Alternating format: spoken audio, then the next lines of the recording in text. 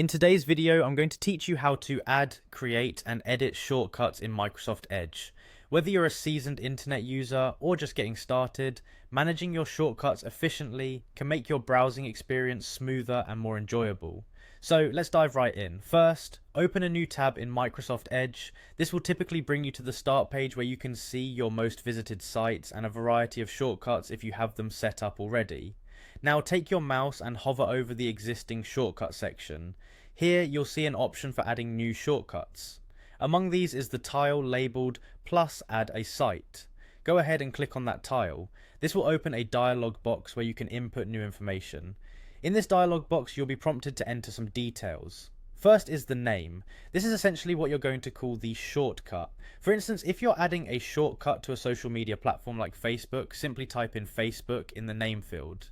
This name will appear underneath your shortcut icon, so make sure it's something easily recognizable to you.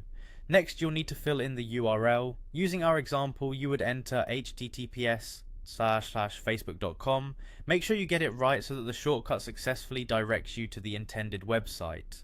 After entering these details, click on the Add button, and just like that, you've created a new shortcut in Microsoft Edge. But what if later on you decide that the name or link should be changed, or maybe you want to delete it altogether?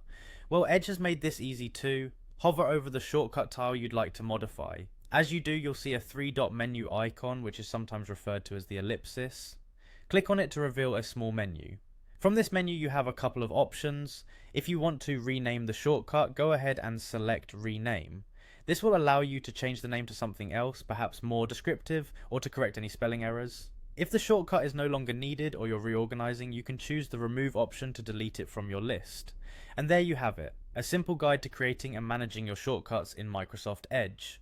By customizing these shortcuts, you can ensure that your most frequently visited sites are just a click away, saving you time and effort as you navigate online. Thank you for watching, and I hope you found this tutorial useful. If you did, make sure to check out other helpful videos like this one. Happy browsing!